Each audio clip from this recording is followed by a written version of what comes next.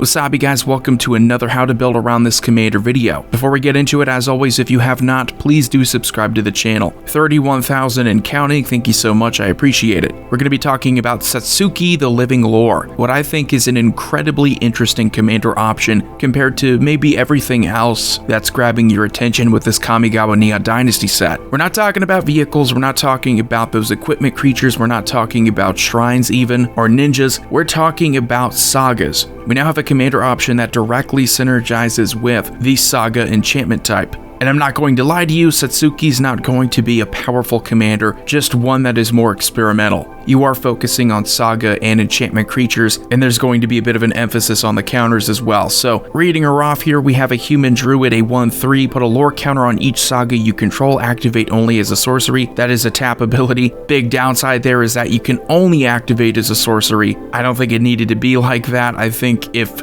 you just left it alone as is, put a lore counter on each saga you control, and made it a tap ability, that's enough of a restriction. Sorcery speed just means when you put that lore counter on a saga, you're not going to be able to do it on your opponent's turn in response to something else, which does kind of suck. But another big reason why this is going to be a good commander is that she's only 2 mana. This is important to know because she has a death trigger, meaning that you're going to probably have to replay her over and over again. Out of these 2 modes, you return target saga or enchantment creature you control to its owner's hand. Why it says enchantment creatures? Because a lot of these newer sagas from Kamigawa Dynasty flip after the final lore counter into creatures. And the second mode is return target saga card from your graveyard to your hand. So at the very least, you're going to have some recovery mid to late game, but being honest with you, we still only have like under 30 sagas to choose from within green and white. So making this a pure saga deck is kind of out of the question. But that's going to be the first thing we look at here, the saga cards we're able to play with, going all the way back to when they were first introduced in Dominaria. We also have the Enchantress sub-theme. We're going to have to go with it if we want to make the deck the best it can be. We need that extra value. We also have generic enchantment synergies. This isn't necessarily Enchantress focused, but you have certain benefits to playing a mostly enchantment deck. There's also the counter synergy too. It's a little bit harder to synergize with that because it's not just your +1/+1 counter, -1/-1 counter synergies, which there are a ton of those in green and white, but we do have some trickery in here, some ways of manipulating our total counters. And of course, since this commander has a death trigger, we're going to want to have some focus on the graveyard. And it's not even so much for our enchantments because she does help us get back our sagas. It's really to get her back so we don't have to spend the whole game paying commander tax. So looking at these sagas going all the way back to Dominaria, these are some of the best ones in my opinion. Song of Freyalise was always great, helping you get more mana. It's a reasonably costed one too, and also can kind of tie into a sub-theme of +1/+1 counters if we decide to go that direction. History of Benalia is just solid value in creature tokens, nothing obnoxious. Again, this deck is mostly going to be experimental, and the Mending of Dominaria has a bonus of filling our graveyard up, so it's not just the sagas that we lose to the graveyard that we bring back with our commander, it's also ones that we could self-mill. Sagas went away and then they came back in a later set, Theros Beyond Death.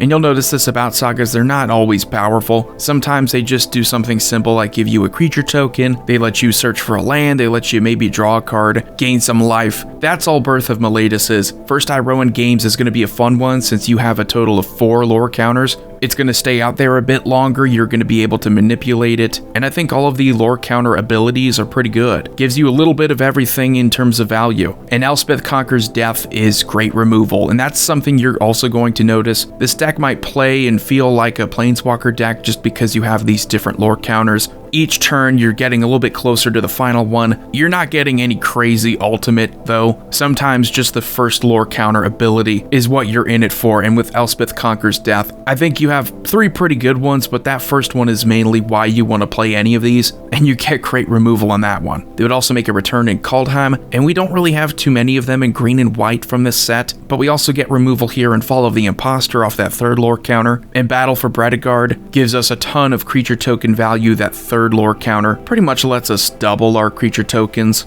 If you want to play Urza Saga, this is the Saga land. It is still an enchantment, so you do have that synergy there. I personally think you could go without it. It's not going to be that powerful in this deck because most of its synergy is going to be with our artifacts. That being said, if this kind of strategy, if we see any future commander options that directly synergize with sagas, this one will definitely be in consideration. Now we move on to where we get the majority of our support in saga form. Kamigawa Dynasty gave us a ton, and the Fall of Lord Kanda is more more of the same really. That first lore counter, you exile target creature an opponent controls with mana value 4 or greater. The rest is okay, you do get to flip into Fragment of Khanda. That was the thing about the sagas this time around, they do flip into creatures, and this one's not bad. Defender, and when it dies you draw a card. We have a lot of creative sagas coming from this set, but again, this is a little bit all over the place. There's no real focus on what you're getting out of these lore counter abilities. It might just be generic value, it might be good value, and the Dragon Kami Reborn is another saga that's like that.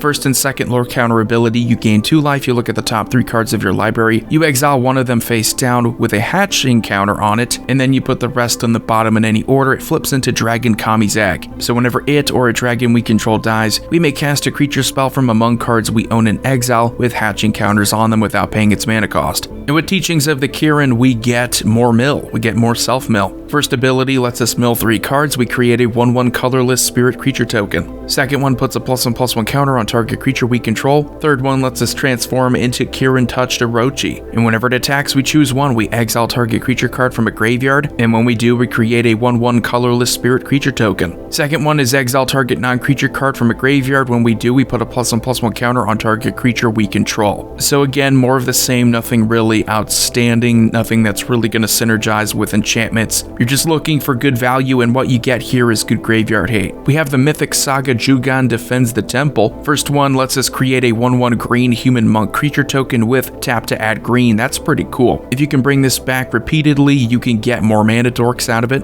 Second one puts a +1/+1 counter on each of up to 2 target creatures. That's also nice. And it flips into Remnant of the Rising Star. You get a dragon spirit. It's a flying 2/2. Whenever another creature enters the battlefield under your control, you may pay X. When you do, you put X +1/+1 counters on that creature. As long as you control 5 or more modified creatures, so creatures with equipments, auras, and counters, it gets +5/+5 and has trample. Definitely one of the above average creature enchantments that come from these saga cards. We also have Azusa's Many Journeys, and as the name would indicate, it's going to have something to do with playing additional lands. First one lets us play an additional land, second one gains us 3 life, and the third one transforms it into Likeness of the Seeker. Whenever this human monk becomes blocked, we untap up to 3 lands we control. We have Restoration of Iganjo. This is another one that I personally like. Anything that gets you lands, anything that can get you card draw, is above average as far as sagas go. This one lets you search your library for a basic plains card, reveal it, and then put it into your hand. Second one, you may discard a card. When you do, return target permanent card with mana value 2 or less from your graveyard to the battlefield tapped. That's also pretty nice too. There are a lot of cheap sagas, cheap enchantments,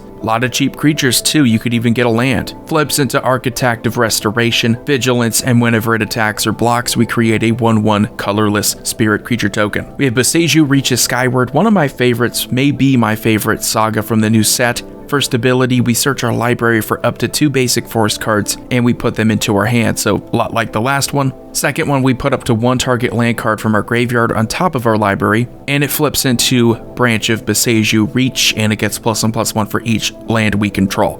Moving on to the next part, of course, we have Enchantresses. The whole point of playing Enchantress is to benefit off of casting or having enchantments enter the battlefield. It's almost always creatures like these. Anytime you cast or have an enchantment enter the battlefield, you draw a card. Argothian Enchantress is a bit pricey, but since she has Shroud, she does make for one of the better creatures. I would say, however, Scythus and Eidolon, since they're enchantment creatures, they're going to synergize a little bit better with this deck. But adding on to Enchantress, we also have enchantment synergies, and some of the newest ones that were introduced in this set are actually pretty good. Kami of Transience isn't something that I think you would have to play in this deck, but it's good late game recovery if you're constantly able to bring it back. A lot of enchantments, some sagas are going to be hitting your graveyard, which is going to make it easier to play it. So each time you cast an enchantment spell, you get a +1/+1 counter on this trample 2/2. Weaver of Harmony is probably the first time we've ever seen this, where we get to copy target activated or triggered ability we control from an enchantment source. Brilliant card because our deck is all about sagas. We're going to be getting a lot of triggered abilities. And Jukai Naturalist is nothing crazy, just we do have creatures that do the same exact thing, but because they're not enchantments themselves, they do kind of hold Enchantress strategies back. And regardless of whether you're playing an enchantment deck or a saga deck, you're going to want to search for the very best ones. And Idyllic Tutor lets you put it straight in your hand. Search for Glory lets us search up legendary cards and saga cards. so it's perfect for this strategy. We have Moonblessed Cleric, essentially an enlightened tutor on an ETB. Now moving away from enchantments for a moment, now this is something that is pretty limited, so you're probably not going to want it to be a main focus of your deck. I just think it's really cool if you're able to keep your sagas out there longer and continue to receive the payoffs off of certain lore counter abilities. Power Conduit is probably the better of these two. You can tap it to remove a counter from a permanent you control and put a charge counter on target artifact, or put a +1/+1 counter on target creature. Ferropede is unblockable for 3 mana, and whenever it deals combat damage to a player, we may remove a counter from target permanent.